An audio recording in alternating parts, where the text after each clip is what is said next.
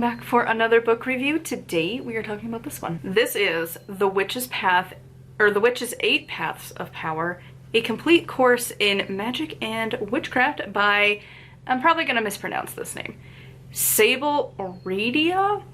Probably got that wrong. This one. So this is a training book, and it says that it's a complete course, and it kind of is. It's sectioned into 3 parts. It's got part 1, part 2, part 3, beginner, intermediate, advanced, and in each one they kind of have different, it felt like major focuses, and yeah, it's got information and exercises to go along with it, so that by the end, theoretically, you should be an advanced witch. I gave it a 3. I don't know how I feel. I know my personal bias is definitely here, so that's why I'm leaving it at a 3, because like it started off so good and then it spiraled into I would love to never have read this. So, but it's a personal thing. It's a why I'm not Wiccan. It's why I do not use that label, even though there's a lot of aspects of my craft that I pull from my Wicca background, but ultimately I do not consider myself Wiccan. This book reminded me of that. So to begin with, part 1 I actually really enjoyed. I was like, this is so cool, because it starts off feeling like a weird combo between Inner Temple of Witchcraft and Outer Temple Witchcraft from Christopher Penczak, his first 2 books in the Temple series, where it's like, ah, cool, mix and mingle. Like, these are exact almost exercises from his books, but like in a different order. Instead of year 1 and year 2, they're kind of commingling, and it's awesome. And like, I love that, like, the spell preparation stuff, like, and like the slowly building up like your mental muscles. I was like, yeah, this is so cool. Like, this is gonna be a great book. I'm probably gonna work through this. This is awesome.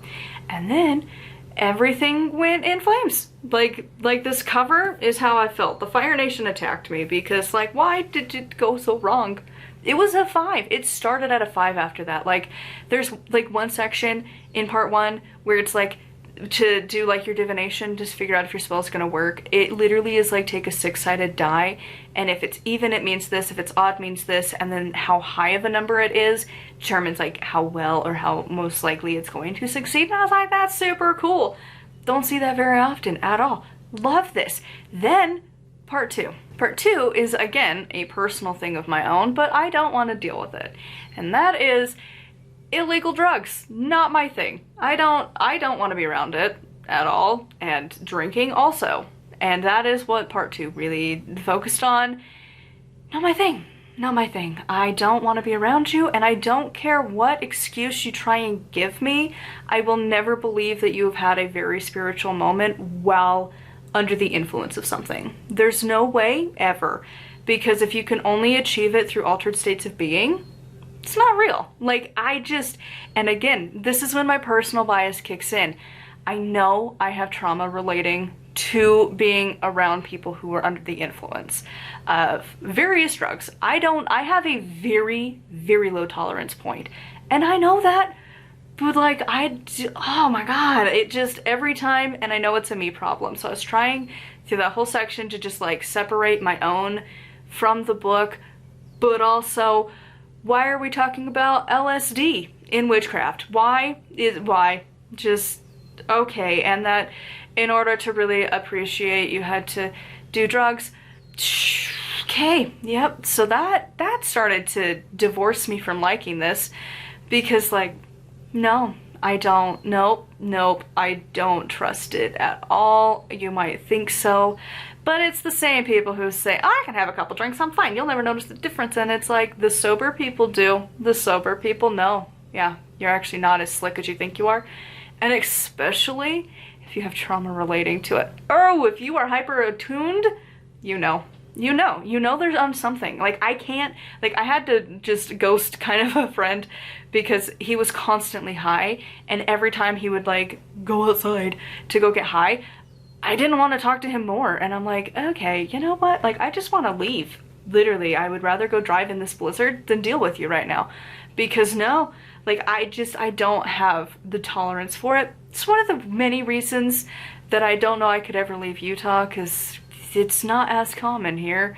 That's the only good thing, really. That's one of the few good things. There's a couple good things that the Mormons have going for them, and that's one of them, is this very strong stance against a lot of substances. Do I agree with them all? Do I really think coffee is going to inhibit me? No. But like, you know what, like whatever. If you want to have your caffeine in a soda form and I want mine in a ground coffee bean, whatever.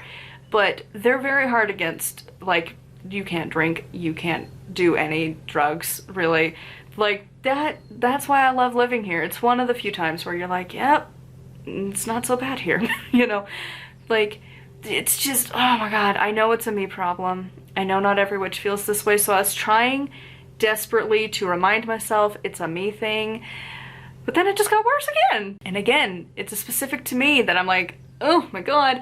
But my husband did agree a little bit, and like, I'm not gonna lie, I skimmed through old comments of mine to be like justifying my feelings, because like, see, I'm not the only one, and it was the reason I do not consider myself Wiccan. Because part 3, if you, because we're just coming out of Pride Month, so like, I'm represented with the A, right? I'm the ace side of things, but I can appreciate where like the gay community and the trans community in particular would feel probably not great, because it's like, it's one of those where it's technically inclusive to them, ace, not us. We'll get there. But for like the trans and the bi specifically, it's like you're kind of included as like an afterthought, kind of. You're like an inconvenience to the status quo is what it came off like to me. Now again, am I a little more hyper-focused? Yeah. Does it, you know, have anything to do with the fact that like I've seen people be treated differently because of that? Yeah. Like it does. It's really stupid. Like it is one of my core things that I would love to have enough money to support the organizations to help people in those particular communities, because like, dude. And so it was like, ick. Like, you have to have the opposite gender, and like, if you're trans, just like, I don't know, figure it out. And it's just, why? I'm gonna be real, if you are specifically trans, I don't know that this would be great for you.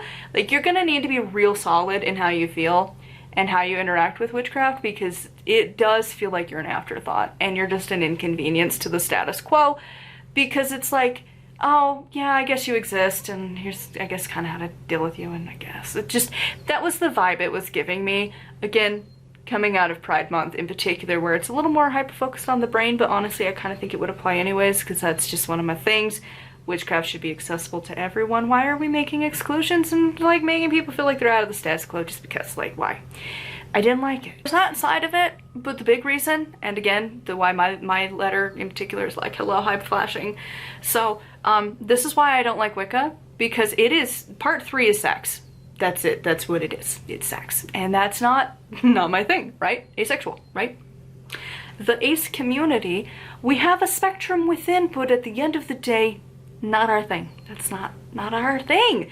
And this was like, this is where you have to remember where Wicca originates, right? Where Aleister Crowley, Gerald Gardner, like the OGs, were not exactly in the ace spectrum of existence, right? They're kind of the polar opposite. They were hypersexual people. They were very much known for that to varying degrees, right? And again, if you look into Wicca for like more than 5 seconds, especially older Wicca, yep, it's very, very sex-based, and you're like, okay, gross. And just, you're into, it's okay, you could just say you're into kinky stuff, it's fine. But like, just embrace that and don't need to put it under the label of Wicca. It doesn't need to be there. It really doesn't. And it really validated why I need to write my Ace Witch book, because like, why? Oh, it doesn't need to be there. You don't need to literally be talking about the Great Rite and then also actually do it. That's not a requirement. And the fivefold kiss, gross. Oh god. We've tried it, not gonna lie. Like, TMI, we've tried it. It's the most awkward thing ever. And like, why? It's so awkward. Like, no. Let alone, like, that's with my husband, the person I'm married to, that I chose to be with for the rest of my life. And both of us were like, this is weird. This is like some top shelf weird. no thank you. And that is the normal side of this book, because then we get into like, I think it's like scourging, aka just whipping, but if you add a magical number, then it's fine.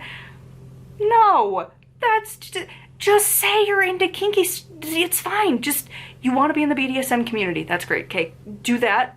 Just, they can be two separate things. That would be great. This is why I don't do Wicca. I don't care. Nope. It's a little too weird for me. That's when my ace flag is flying hard and it's like, nope, definitely not for me. Nope, what the fuck, no. It's so weird. Nope. And then it continues constantly that you just need to, it's so hyper focused on sex.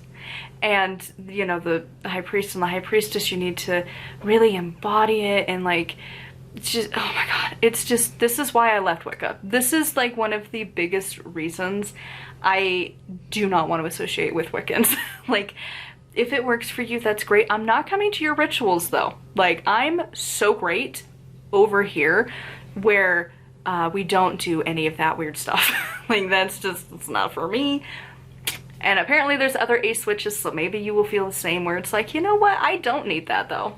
Like our Beltane ritual, oh my god, and that was one of the things of like, but of course it's always related to sex, and the maypole, obviously we know what that represents. And I'm like, it literally couldn't not though, at all. Like, if every single thing that is roughly stick shaped has to represent a man, oh my god.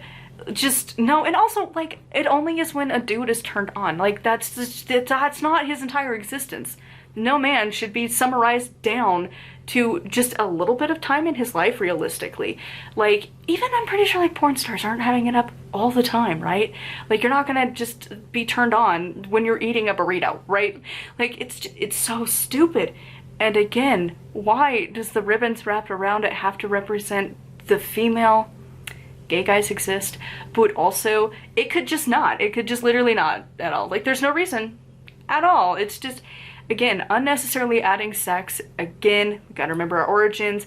The OGs of the community were kind of hypersexual, so that did leach into it a lot. And you're just like, oh my god, but why?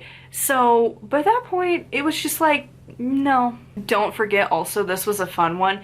Maiden, mother, crone. Obviously that is what women do. That's just what we do no matter what. Oh my god. We know my hatred towards that, because even if I become a mother, it's not going to be the traditional way. I'm either going to adopt, or I'm going to hopefully get the money to have a surrogate. And that's not what they mean. Right? Like, I don't even know if I'll know when I go into menopause, to be perfectly honest, because I have to take the pill continuously. Otherwise, I'm gonna bleed to death. Just, it's gonna take a couple years, but I hit that point. So like, no. I don't know that it's gonna make much of a difference, but like, it's stupid. Just why? It's so dumb. But then it gets better, because the male equivalent is like, it was a joke, but it's a stupid joke, and it's just like, it's perpetuating problems of like, I think it was like youth, father, sage, and it's like, but men really never grow up because they don't have the same rites of passage as women. And I'm like, okay, but like, listen, no. First of all, we're in the 21st century. Women don't become the mother stage when we are able to technically give birth.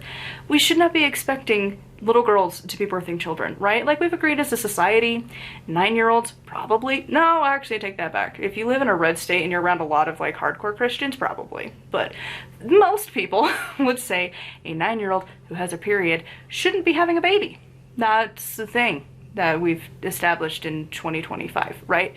And so that's just stupid. We could just all unilaterally agree that it's like, you become an adult when, and you move from the child era of your life to the adult era when your brain's done developing around 25. To be honest, I feel like it should just be based off of your Saturn return. That works out pretty good. Like, I'm right at the cusp of my Saturn return. It's technically here. I'm kind of counting it more on my birthday, but like, it technically happened in the end of May. And like, yeah, I feel very different than I did at 15 and even like 24. But like, everyone goes through that, right? Like, you could just argue that like, that first chunk of time, you're a child, and then you become an adult, and then you become an elder. Everyone has that. If you live that long, you live that long. Why do we need to have it lumped into you have to be a mother to hit your next phase in life. Even if you're creating, then you're creating, blah, blah, blah. No, it doesn't need to. And then arguing that it's because that's why boys are immature, and it's like, it's just because you give them a pass. You're just a human, it doesn't matter. Trans women are proof that that's not a thing, and trans men also prove that's not a thing. Like, it's just, this is why I left Wicca. This is like one of the biggest reasons that I left Wicca, because like, nope. So anyways, I would only recommend this. I'm sorry for the construction. I thought they would be done by now, but it never ends. But anyways, so if you're a solitary Wiccan and you are over the age of 18, this is definitely 18 plus content. If you are, oh my god, I gotta wrap this up fast because they're literally like starting construction directly behind my house, like 15 feet or less from my window. But if you're a solitary Wiccan, you're just starting out, maybe you'll get something from this. But otherwise, just do Pensac series. Like, I went through ITOW, OTOW, I'm going through STOW. Phenomenal work, so much better than this. So do that instead. But if you're wanting like actual Wicca solitary, maybe you'll get something from this. Thank you so much for coming along again with the construction. So I'm gonna end this. Thank you to my Patreon peeps. If you want to get more content from me, it's patreon.com/nightwillowcrafts. And until next time, thank you so much for coming along, and blessed be.